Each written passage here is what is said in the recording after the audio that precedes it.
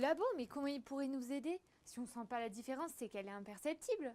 Détrompe-toi, il existe une technique de chimie analytique, la chromatographie en phase gazeuse couplée à la spectrométrie de masse. Quoi? Mais qu'est-ce que tu dis? C'est du charabia, là. Mais pas du tout, viens, je vais t'expliquer. Ok. La chromatographie en phase gazeuse est une technique de séparation des molécules volatiles.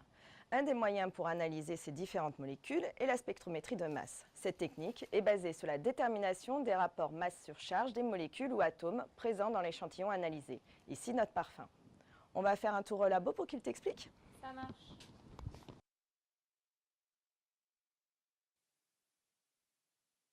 Le quadripôle, il est constitué de 4 électrodes cylindriques de 5 à 20 cm, couplées 2 à 2, et elles ont chacune un courant soit positif, soit négatif. Ce courant, il est composé d'une tension continue U et d'une tension alternative V. La polarité de ces électrodes est rapidement inversée, et du coup, les ions ont un mouvement en tire-bouchon, dont l'amplitude radiale va dépendre à la fois de la valeur de U et de la valeur de V. Les ions générés par la source entrent dans l'analyseur et sont soumis à une force résultante des deux champs électriques. Et ces champs définissent une zone de stabilité.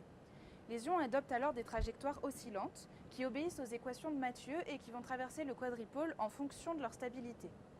Selon les valeurs de U et de V, une première partie des ions M sur Z aura une trajectoire dite stable en oscillant autour de l'analyseur et ils pourront ainsi atteindre le détecteur. Donc ce sont les ions en résonance. Ouais, c'est exactement ça. La deuxième partie des ions aura donc une trajectoire dite instable et elle s'écartera rapidement de l'axe de l'analyseur et elle heurtera les électrodes.